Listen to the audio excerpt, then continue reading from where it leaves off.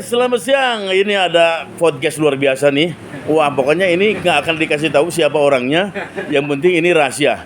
Jadi akan membahas apa bedanya tabligh dengan pidato. Silakan. Oke, thank you. Thank you. Oke. Ini membedakan. Di situ ada kalimat yang berbeda. Nah, Pertama adalah yang dikatakan pidato tadi. Kemudian tabligh. Kan berbeda tuh kalimatnya. Jelas mengomong ada yang berbeda. Ayo. Itu sama tabligh itu kan itu sifat nabi. Nabi itu kan menyampaikan, pidato kan bahasa kita. Itu menyampaikan. Sekarang apa bedanya bonteng dengan ketimun? Beda. So, apa bedanya bonteng dengan ketimun? Oh begini. Kata saya tentang hal tersebutnya antara bonteng ketimun ya. Kalau bonteng dibahasakan dengan bahasa Sunda. Ini benar adanya. Dan ketimun dibahasakan dengan bahasa nasional kita. Oke. Kita harus paham tentang tersebut. Oke. jadi perbedaannya cuma di bahasa saja, penyebutan saja. Ya.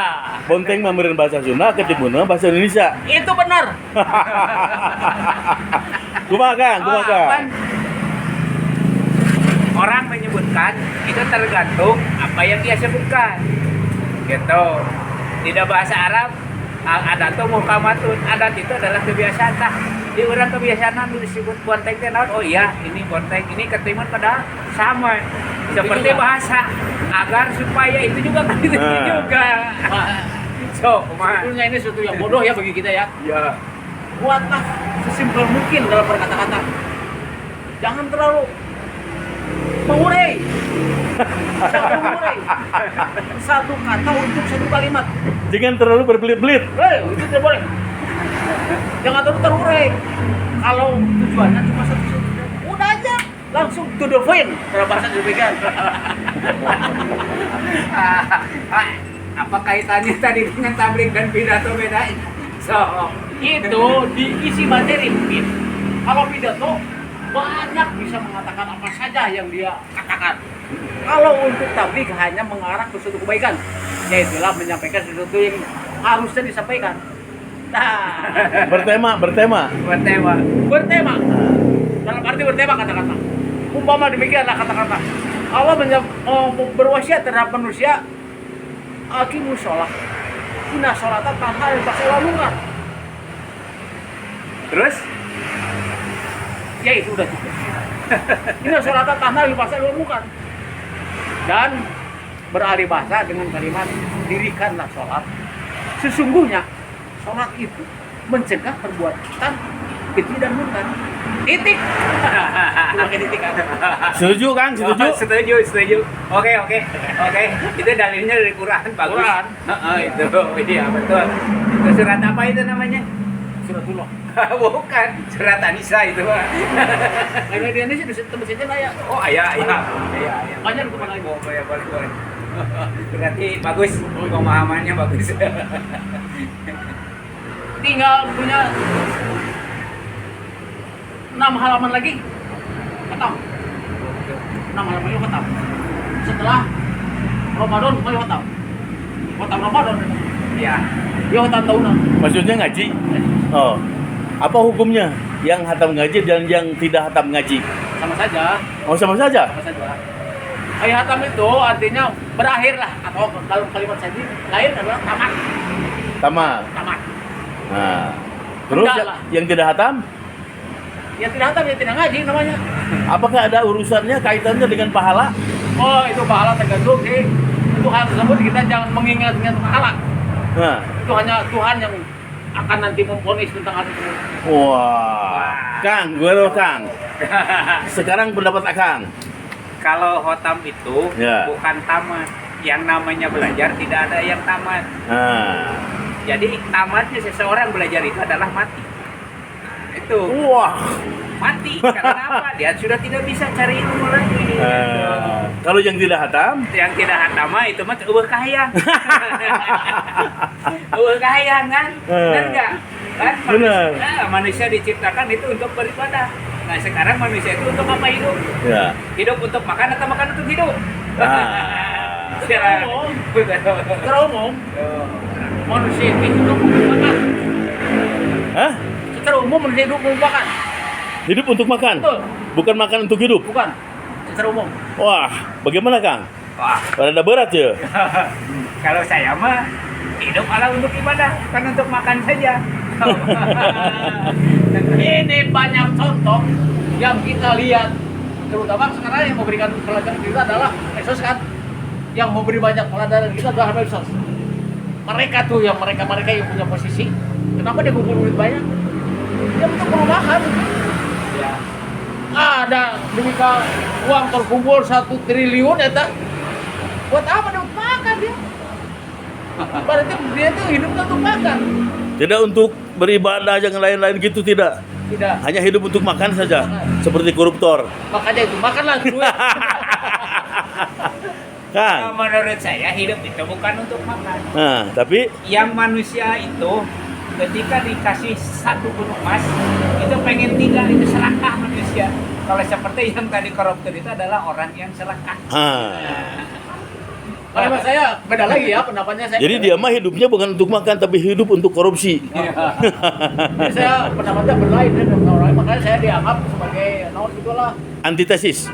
antitesis ataupun dalam kalimat yang lain adalah Protestan. Hah? Protestan. Protestan. Protestan adalah ngomong protes gitu. Oh. Turun. Protes. Saya lihat begini.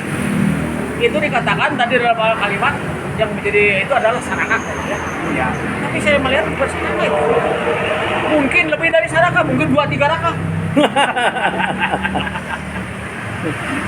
Anda tahu kenapa korupsi dibandingkan atau digambarkan seperti tikus? Kenapa itu? So, Tikus. Sekarang seniman baru saja membuat 2 buah